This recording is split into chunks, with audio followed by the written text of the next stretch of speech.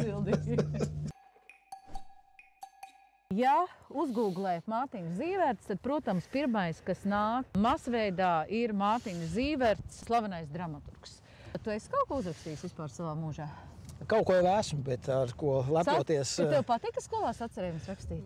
Ja godīgi, tad ne. Lai atrastu, kas ir šis Mārtiņš Zīverts, ir jāpieliek klāt vārdu salikums dabas aizsardzība. Un tad par tevi var uzzināt ļoti daudz. Un patiesībā tas kopējais raksturs, kas iezīmējās šādā vārdu salikumā, tas tēls, ko parāda Google, ir Mārtiņš Zīverts kā mūžīgais problēma risinātājs.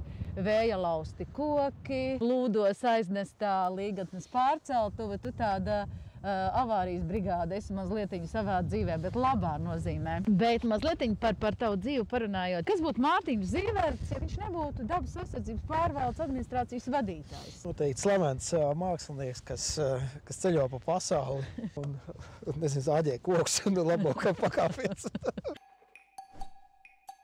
Mercedes vai BMW? BMW. Speķu pīrādziņa vai kūka? Māma speķu pīrādziņa. Slēpes vai velospēds? Vasarā velospēds, ziemā slēpes. Iet pārgājienā vai tusēt ar draugiem pirtiņā? Pārgājiens. Koncerts Siguldas Pilsdrupās vai koncertzālē? Pilsdrupās. Kā tu mācījies skolā?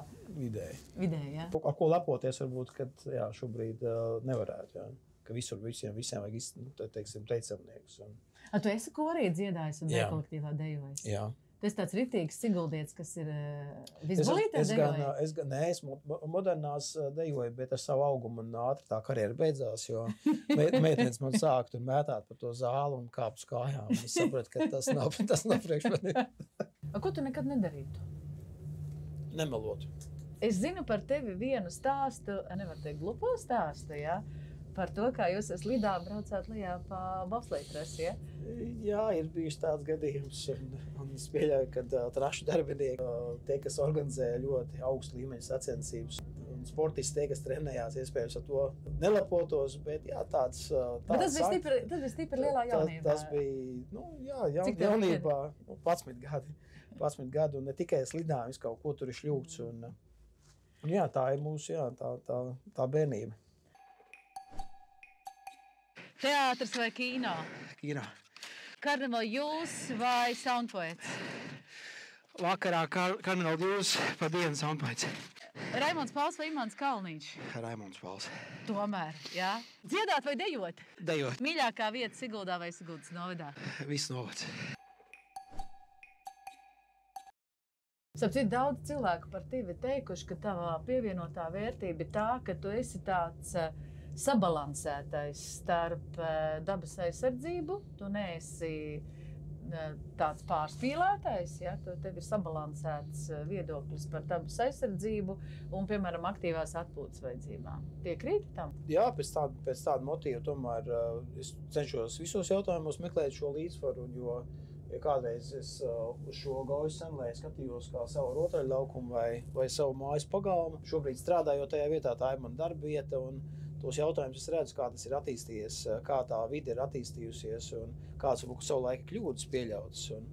Un līdz ar ko tas balans jāmeklē. Nevaram mēs nostāties vienā otrā pusē, jo klimats mainās, dzīve mainās, uztvere mainās, attieksme mainās, un līdz ar ko tas kompromiss ir katrā situācijā jāpanāk. Kas ir tas, ko tu gribētu savā dzīvē izdarīt?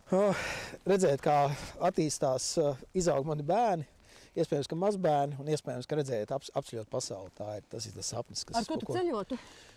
Iespējams, ka ģimene tā nebūtu lidmašīna vai nebūtu mašīna vai vilciens. Tas var būt kaut kas tāds laiva, ritenis, slēpes, sniegdēls vai kaut kas tāds, kur jāpieliek fizisks spēks. Un uz kur būtu pirmā vieta, uz kur tu dotos, no kurienes tu sāktu? No Siguldas, protams. No Siguldas. Un mērķis būtu Sigulda. Vai tas ir apkārt pa vienu pasaules daļu vai pa otru, tas jau ir, kā sanāks. Bet Dienvidpols, tas, manuprāt, ir kaut kas tāds, kas ir, manuprāt, sasniedzams. Vai ar riteni, tas vēl ir jautājums. Tu esi dzimis Siguldietis, vai ne? 100%. Tāpēc bija tas teksts par to rotaļlaukumu, lai nepārprot, ja, ka rotaļlaukums, tas, ka tu tāpat kā daudz ieguldījuši te gravās un takās bērnībā sprunguļiem spēlējies. Jā. Ne tikai sprunguļiem, jā. Nav tāda grava vai nav tādu ielēju, kuras mēs savā jaunībā neesam pabijuši. Un raugoties šobrīd šī brīža acī, tas ir neapsverams dzīves pieredze, kuras šobrīd var novērtēt. Katras sarunas sausais atlikums ir kā būtu, ja nebūtu. Ja nebūtu Mārtiņa, tad visticamākais šāda slēpošanas trase mums Siguldā nebūtu, jo tu taču stāvēji pie tās šūpuļa, lai 13. gadā mēs varētu sākt slēpot, vai ne? Jā, bet tā ideja jau bija krietni agrāk, jo 13. gadā, faktiski pateicoties dažādiem apstākļiem un cilvēkiem, kas tajā laikā iesaistījās, reāli tā trase piedzima. Un šeit mēs redzam to, ka tas solis un tās domas piepildās, sapņi piepildās.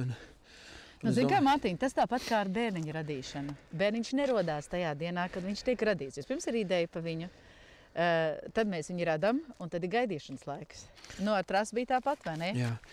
Šobrīd, es domāju, trasi vēl jāizaudzina kā kārtīgs Latvijas pilsonis, un šeit mēs redzēsim liels panākums. Šobrīd viņi tādā, ne pusauģa, bet tādā sākums skolas tīņa vecuma stadijā, vai ne? Jā. Te mums ir vēl ko darīt. Ja nebūtu Mārtiņa, tagad paskatoties tajā virzienā, tad arī kalnu slēpošanas pilsētas trase noteikti nebūtu tāda, kā tagad ir. Jo parunājot ar gudriem cilvēkiem, tie ir teikuši, ka tieši tu esi palīdzējis atbildot gan ar jā, atbildot gan ar nē, izveidot to trasi tādu, lai tā kalpotu gan aktīvai atpūtai, gan arī tajā pašā laikā saglabātu to robežu, kas ir dabas aizsardzības rāmi. Jā, diemžēl tā tas ir, jo tas ir smags jautājums, jo no vienas puses tie, kas aizstāv šo dabas intereses, šos slēpošanas kalnus vai šos nosīja robus nogāzēs uztver kā ārkārtīgi lielu traucējumu dabai, kas zināmām ietekmē, bet atkal, ja mēs no otras puses vērojam, pilsētai ir jātīstās, un lai sabalansētu šīs aktīvās atpūtas intereses ar dabas interesēm, tomēr ir jātiecīgi pareizi jāsaimnieko, un varbūt, kad savā laikā tika pieņemts lēmums tomēr ļaut attīstīties arī šādai sporta veidam kā kalnu slēpošana. Bet ir labā ziņa tas, ka tomēr šiem slēpošanas kalniem ir attīstājuši vasaras pakalpojumi, un tas arī ir, es domāju, ir labs kompromiss tam, ka tā attīstība notiek koncentrētā veidā, nevis izkaisīta, kā tas bijis iepriekš. Kur tu cik tagad bija daudz un vecās trases? Kur bija tev mīļākā trasa? Lindas kalns. Kurš tas ir? Starp Kaķīšu kalnu un Kordas trasi, jo tā bija izcila trase ar ārkārtīgi stāvu augšgalu un ļoti lēzu un lejasdaļu. Kas būtu, ja nebūtu Mārtiņš Zīverts? Ja nebūtu Mārtiņš Zīverts, man nebūtu ļoti uzticams, gandrīz vai draugs, kuram paprasot kaut ko izdarīt, tu vari būt pārliecināts, ka tu to izdarīsi ne tikai pa 100, bet pa visiem 200%. Ar tevi ir forši būt kopā. Paldies!